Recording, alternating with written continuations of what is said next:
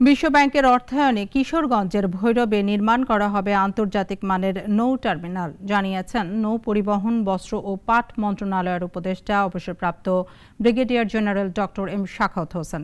সকালে ভৈরব মেঘনা নদীর বন্দর পরিদর্শনে গিয়ে তিনি এসব কথা বলেন। জানান, আগামী বছরের ডিসেম্বরের মধ্যে কাজ শেষ করার লক্ষ্যে প্রস্তুতি চলছে।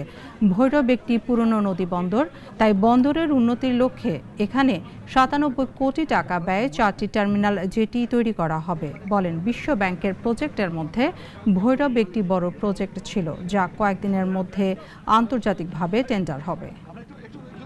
এটাকে কিভাবে আন্তর্জাতিকভাবে স্ট্যান্ডার্ডটা তৈরি করা যায়, যাতে এটা আন্তর্জাতিক পরিণত হয়, এটার জন্য ওয়ার্ল্ড ব্যাংকের, বিশ্ব ব্যাংকের কতগুলো প্রজেক্ট ছিল, যার মধ্যে এটা একটা।